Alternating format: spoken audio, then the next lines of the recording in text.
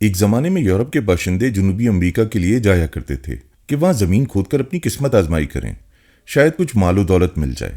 یہی خواہش اسپین کے ایک باشندے کو بھی ہوئی۔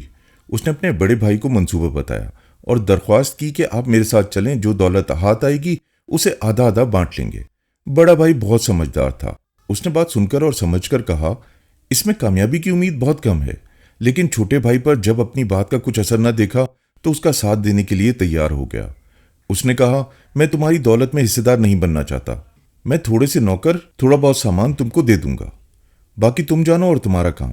چھوٹے بھائی نے یہ بات مان لی اور سفر کی تیاری شروع کر دی۔ اپنا سارا سامان بیچ کر ایک جہاز خریدا۔ جلدی سارے شہر میں خبر پھیل گئی اور کچھ اور مال و دولت کے لالچی اس کے ساتھ سفر کرنے کو تیار ہو گئے۔ بڑا بھائی بہت سے کاشتکاری کے اوزار اور غلے اور ترکاریوں کی بوریاں لایا اور اپنے چند نوکروں کے ساتھ اس کے جہاز پر سوار ہو گیا۔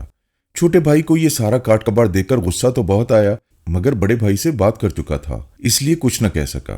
جہاز روانہ ہوا اور اللہ کے فضل سے ہوا ایسی منافق آئی کہ بغیر کسی پریشانی کے اپنی منزل پر پہنچ گیا۔ سب مسافر خشکی پر اتر گئے۔ بڑے بھائی نے کچھ بھیڑیں اور بیل خریدے اور اپنے نوکروں اور سامان کو لے کر ساحل کے قریب زمین کے عمدہ سے ٹکڑے پر جا پہنچا۔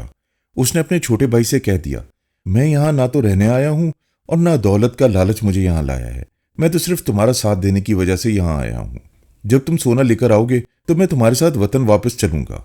سونے کے خواہش مند لوگوں نے کان کھودنے والے مزدور ساتھ لیے اور بہت سے ضروری سامان لے کر اس طرف چل پڑے جہاں سونا نکلتا تھا۔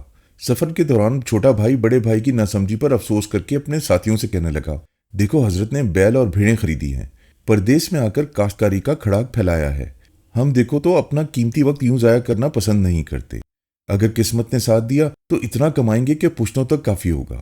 اس کے سب ساتھیوں نے اس کی عقل مندی اور ہمت کی داد دی، لیکن ایک بوڑھے شخص نے سر ہلا کر کہا، میاں تمہارا بھائی ایسا نہیں ہے جیسے تم خیال کرتے ہو، وہ بہت ذہین اور سمجھدار ہے۔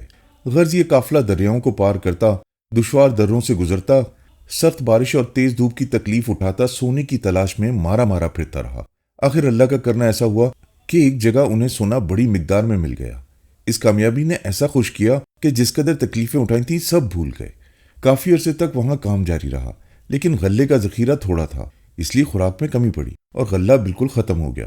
تو بھی ان لوگوں نے دولت کی خوشی میں ہمت نہ ہاری، جنگل کی جڑی بوٹیاں کھا کھا کر دن رات کاٹے اور زیادہ سے زیادہ سونا جمع کرتے رہے۔ آخر سب لوگ سونا لے کر بندرگاہ کی طرف چلے، لیکن ایک تو سفر کی تکلیفیں اور پھر فاقے، ان سب نے ان کو جلد ہی نڈھال کر دیا۔ کچھ لوگ تو راستے میں مر گئے۔ ادھر بڑے بھائی نے اپنے نوکروں کو ساتھ لگا کر زراعت شروع کر دی۔ اس کی محنت، سلیقے اور تجربے نے جلد ہی اس ویران جنگل کو باغ و بہار بنا دیا۔ فصل بہت اچھی ہوئی، ہر قسم کا غلہ اور ترکاریاں خوب پیدا ہوئیں۔ بھیڑوں نے اتنے بچے دیے کہ ایک بڑا غلہ ہو گیا۔ دودھ، مکھن اور پنیر کی کمی نہ رہی۔ اس کے نوکروں نے فرصت کے وقت میں مچھلیوں کا شکار کیا اور انہیں سکھا کر ایک ڈھیر جمع کر لیا۔ جب چھوٹا بھائی بڑے بھائی کے پاس پہنچا تو اس کی اور اس کے باقی ساتھیوں کی حالت بہت نازک تھی۔ 2 روز سے فاقے پر فاقہ کیا تھا۔ پہلی بات جو ان مصیبت کے ماروں نے کی وہ یہ تھی کہ ہمیں کھانا کھلا دو۔ بڑے بھائی نے ان کے واپس آنے سے خوشی تو ظاہر کی اور ان کو زندہ سلامت پہنچنے پر مبارکباد بھی دی، مگر کھانے کا سوال سن کر روکھا سا جواب دیا، جب تمہاری دولت سے مجھے کوئی سروکار نہیں تو میری اس کمائی سے تم کو کیا واسطہ؟ جو دانہ دن کا میں نے اپنے بازوں کی طاقت سے حاصل کیا ہے میں تم کو کیوں مفت دوں؟ اگر تم کو ایسی ضرورت ہے تو سونا دو اور کھانا لو۔ بڑے بھائی کی اس بے رحمی پر ان لوگوں کو بڑا غصہ آیا، مگر بھوک کے مارے دم نکلا جا رہا تھا، اس لیے ناچار سونے کی ڈلیاں دے کر کھانا خریدا اور اپنی جان بچائی۔ اس طرح ہر روز خرید و فروخت کا معاملہ ہوتا رہا، یہاں تک کہ ان کا تمام سونا صرف پیٹ بھرنے میں خرچ ہو گیا۔ جب بڑے بھائی کو معلوم ہوا کہ ان لوگوں کا سب سرمایہ ختم ہو چکا ہے تو اس نے کہا، آج کل موسم اچھا ہے، ہوا بھی موافق چل رہی ہے، بہتر ہے کہ یہاں سے جہاز کا لنگر اٹھاؤ اور وطن واپس پہنچ کر بال بچوں کی خبر لو۔ اللہ جانے ان پر کیا گزری اور تمہارے انتظار میں بیچاروں کا کیا حال ہوا ہوگا۔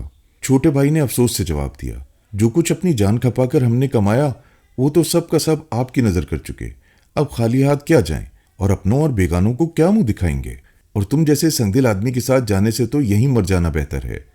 چھوٹے بھائی کے منہ سے ایسی مایوسی کی باتیں سن کر بڑا بھائی ہنستا ہوا اٹھا اور سارا کا سارا سونا لا کر چھوٹے بھائی اور اس کے ساتھیوں کے حوالے کر دیا اور کہا، لو تمہاری دولت تم کو مبارک ہو، مجھے اس کی بالکل ضرورت نہیں۔ میں نے جو تم سے سلوک کیا اس میں یہ مصلحت تھی کہ تمہیں اپنی غلطی معلوم ہو جائے، اور ہمیشہ اس نصیحت کو یاد رکھو، محنت سونے سے بہتر ہے۔